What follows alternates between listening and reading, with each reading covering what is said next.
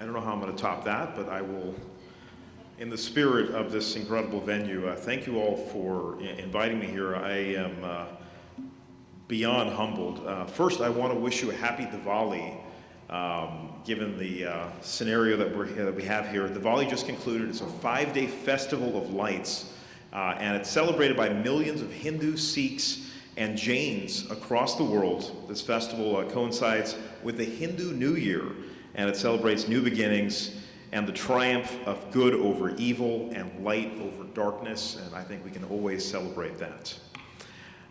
First of all, thank you, UCC, for this honor. Earl, Cheryl, Jim, Rashad Rinko, congratulations. Just to be associated in some form or fashion with the likes of Dr. Parker and Mr. McGannon, it's overwhelming, and there is so much more work that I know needs to be done. Facilitating access to the airwaves for women and minorities has seemed, frankly, obvious to me for most of my adult life. As a San Francisco native, diversity is a way of life.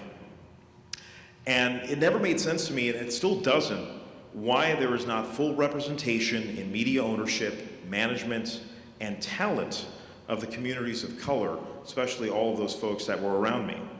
I understood at a very young age the influence media has in our society, and I set out to try to understand the industry at a very base level. Because of the incredible support I received from my parents and now my wife, this journey in media has taken me from the Bay Area to Syracuse, New York, go Orange, Champaign, Illinois, Eugene, Oregon, Jackson, Tennessee, Salinas, California, Chicago, Illinois, and Fargo, North Dakota. I have lived in most of these places, so my ties to most of these areas run deep and has informed my perspective on the role media has in our society. At my core, I'm a journalist. I worked as a very, very, very low-paid anchor, reporter, and producer for a slew of TV and radio stations. So it really does boggle my mind that I am perhaps the only working journalist that owns a full-power television station in the United States.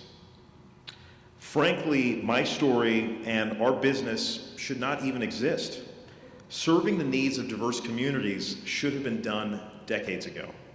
But here we are in 2017 with the same excuses that are made today as when Dr. Parker and Mr. McGannon were pounding the pavement.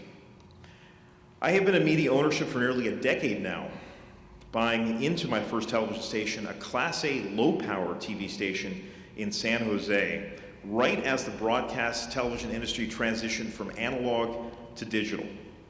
The station had been a failure for more than 20 years. It did not have any cable or satellite coverage, nor any call letters that had any resonance in the Bay Area. There was no venture capital for this endeavor, as wonderful as that might have been. Nobody in their right mind was trying to invest in a failing analog low-power TV station that was broadcasting Spanish Christian programming at the time. But knowing all of these challenges, I was able to get enough support from my family to help this new digital TV venture get off the ground. And what made them believers was not that I had some kind of extraordinary ability, but the fact that the communities of color in the Bay Area were so grossly underrepresented, it bordered on embarrassing. And fixing that would be our focus. In short order, KAXT became the most diverse television station this nation has ever seen. With new digital technology that we were first to deploy, we broadcast 20 different channels, 12 video, 8 audio, all at the same time, 24/7 local content for African American, Hispanic, Vietnamese, Chinese, Taiwanese, Korean, Indian, and Filipino communities. All of it is free and broadcast over the air. And our South Asian network, Thea TV, has taken a life of its own, and as was mentioned, now airs in many markets around the country. We even received an invitation just last week to document President Trump's first Diwali ceremony in the White House. This whole thing started just a short time ago, 2009, and I was the only addition to the station. It's really small mom and pop TV. For years, I would evangelize to my friends many of whom are working at the network level, that one day soon, people would stop paying for cable and satellite, and through a combination of rabbit ears and streaming, it would decimate the entrenched paid television marketplace as we know it. They really thought I was insane, and I have lots of emails to prove it. But I think history has proven cord cutting is real.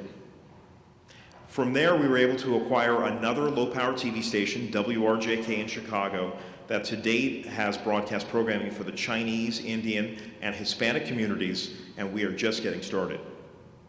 And I should also mention that serving the underserved doesn't just apply to urban areas. Case in point is our television station in Fargo, North Dakota, KRDK. The license was nearly relinquished back to the FCC to help the previous owners work their way out of what you would call a monopolistic jam that they were in. There's a long story there, but we'll talk offline.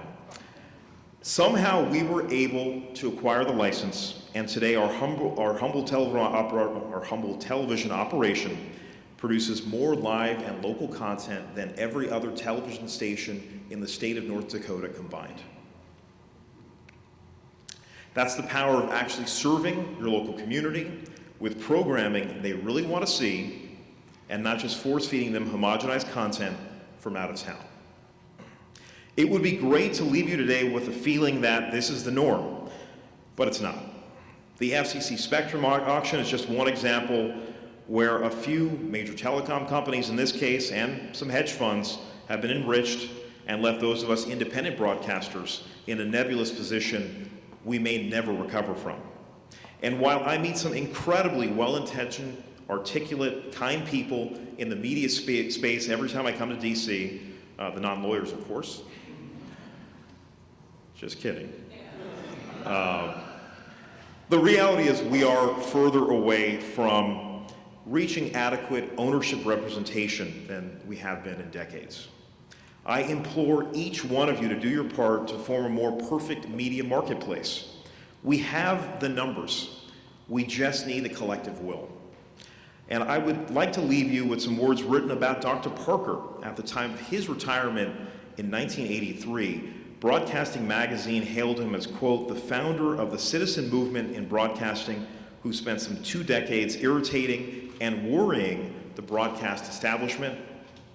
What a legacy that would be for me and for all of you to be the irritant in the vein of the late, great Dr. Parker. Thank you all very much.